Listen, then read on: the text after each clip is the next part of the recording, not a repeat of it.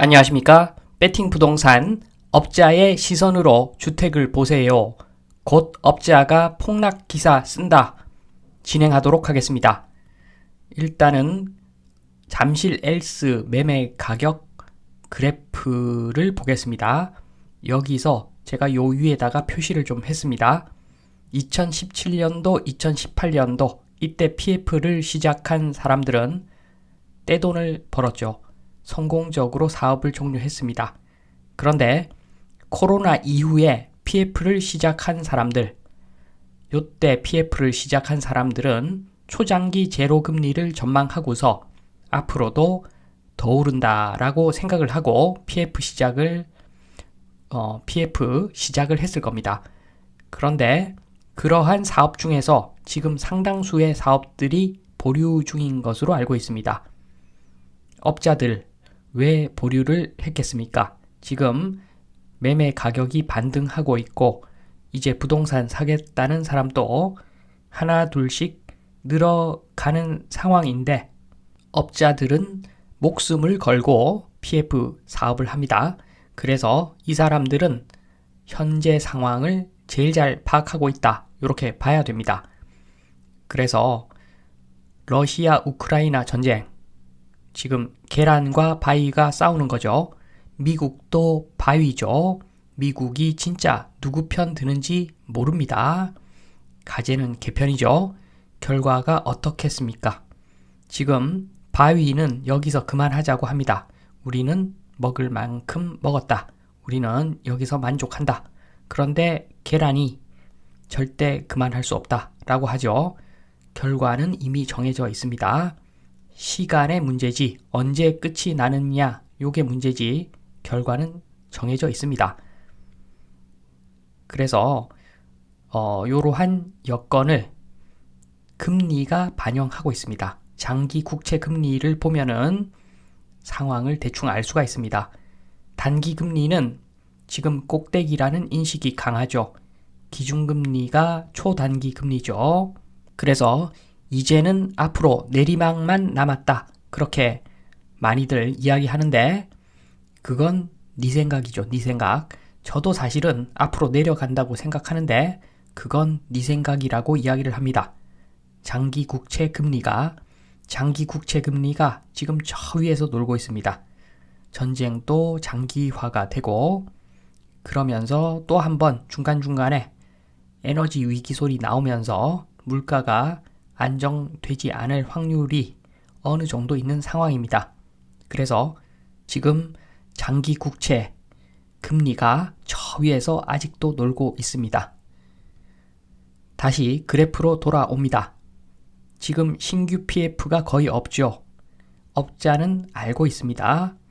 유동성 극대치가 2021년, 2022년 그때쯤에 유동성 극대치가 있었는데 그 이상으로 유동성이 공급될 확률이 굉장히 적다고 아마 생각하고 있는 것 같습니다.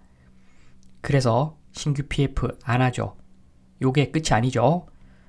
지금 유동성은 한계가 정해져 있는데 유동성은 천장에 돔을 씌워둔 상태인데 시장은 그런 거 모릅니다. 지금 보시면은 똑같은 동네인데 땅 한 평에 4천으로 시작한 PF 지금 성공적으로 끝났죠. 요게 성공하다 보니까 반대편에 있는 일반 주택가 땅 한 평에 지금 1억 부르는 그런 시장이 아직도 형성되어 있습니다. 이러니까 사업이 진행이 안 되죠. 사람들 욕심이 머리 끝까지 차 있기 때문에 신규 PF 꿈도 꿀 수가 없습니다.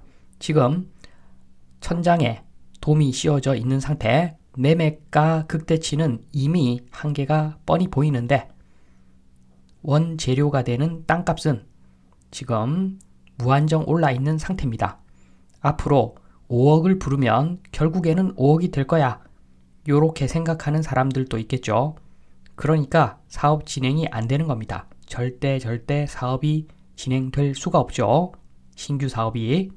업자의 마음 한번 보겠습니다. 업자는 마지막으로 투자한 PF, 지금 보류 중인 PF, 그거 본전치기로 끝내기만 하면은 정말 감사합니다 라고 할 겁니다. 일정 부분 손해가 나더라도 끝만 났으면 좋겠다. 그러고 있을 겁니다.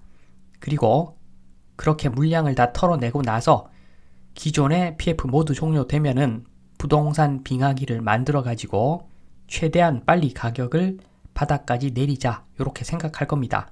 원재료가 되는 땅값이 어느 정도 싸야지 PF가 성공할 수 있기 때문입니다.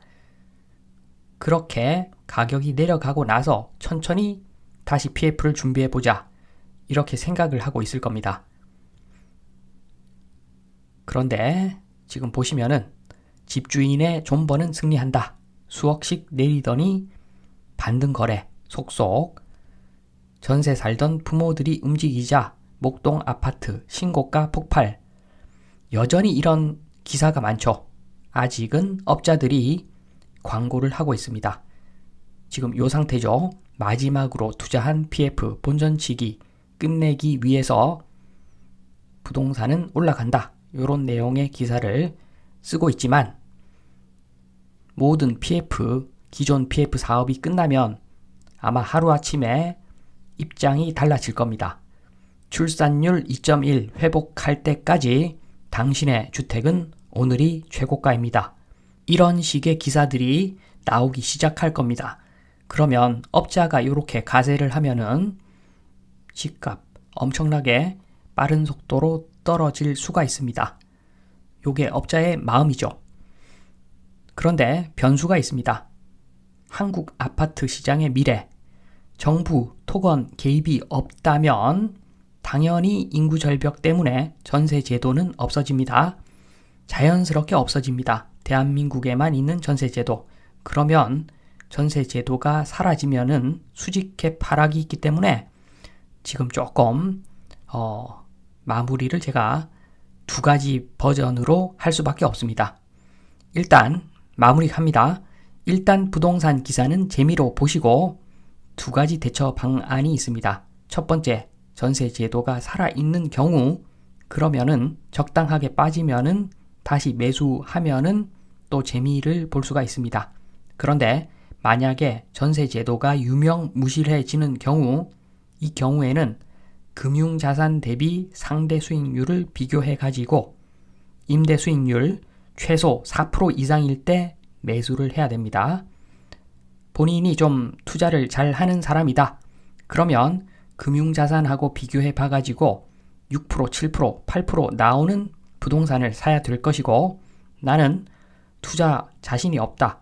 나는 투자하면은 이익이 잘 안 나는 사람이다. 이런 분들은 임대 수익률 4% 정도 그러한 부동산을 매수하시면 된다.